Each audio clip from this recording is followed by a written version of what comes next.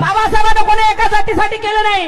बाबासाहेब जेव्हा संविधान लिहित होते, पंजाबराव देशमुख बाबासाहेबांपाशी आले की बाबासाहेब मराठा लोकांसाठी काहीतरी संविधानामध्ये टाका म्हणून बाबासाहेबाला मांग करण्यासाठी पंजाबराव देशमुख आले। बाबासाहेब पंजाबरावांना बोलले की पंजाबराव बसून बसून माझे पाय दुखत आहे, मी जरा फेरफटका मारून येतो, मी जे लिहिले हे संविधानावर तुम्ही नजर टाका। पंजाबराव देशमुख संविधान वाचत होते, बाबासाहेब गेले, जे जे लिहिलं ते पन्ने वाचले। जेव्हा वाचलं तेव्हा पंजाबराव देशमुखांच्या डोळ्यात पाणी आलं।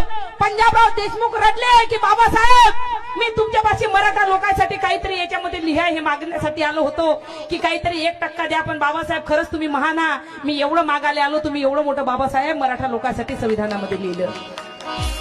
कारण बाबासाहेबांनी एका जातीसाठी केलं नाही। बाबासाहेब जेव्हा जिवंत होते तेव्हा आम्ही म्हणतो आम्हाला आरक्षण मिळते, मराठा लोकांना सुद्धा आरक्षण मिळालं पाहिजे, आम्ही ह्या मताची लोक आहोत।